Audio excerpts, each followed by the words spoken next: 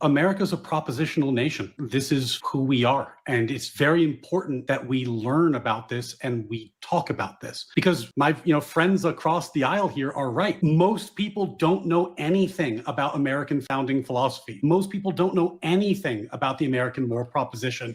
And that's our failure. To paraphrase Reagan, the loss of liberty is only a generation away. We are a propositional nation. And I said this earlier, but when the enemies are at the doorstep and they're trying to undo America, their first move universally is to attack the American moral proposition. They're going to attack the fact that we have a moral heritage, that there is something objective and philosophical that binds us together, because they have to.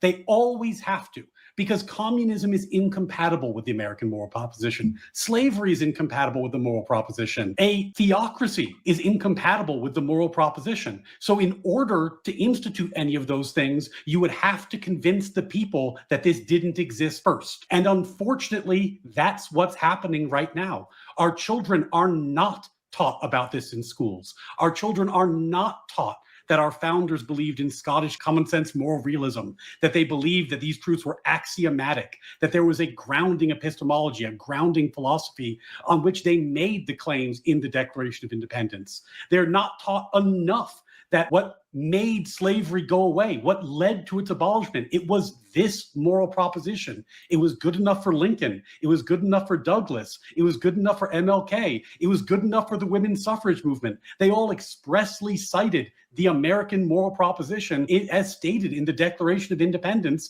as the justification for those movements. And yet today, even amongst my learned friends, it seems like it's a confusing, controversial claim. That's something that we ought to fix. We ought to have an education system that solves these problems. But instead, we have the 1619 Project. Instead, we have a consistent attempt to undermine this. And I do put that on the footsteps of the left, because as a former teacher, I can tell you there are no conservatives in teachers' colleges. There are no conservatives, or barely any, in the education system. This is a left-created problem. Unfortunately, as a result, people don't have a grounding in this philosophy, and predictably, collectivism is on the rise. Authoritarianism is on the rise. You even see some people arguing for a ethno-state or a theocracy on the rise. There is a clear abandonment of these principles that would lead to understanding what is outside the bounds for us as Americans. And unfortunately, that's going away. And I think it leaves us hollow. A legalistic rather than a moral foundation that is insufficient to armor us against assaults from more convincing and more powerful ideologies. And I think we can do better.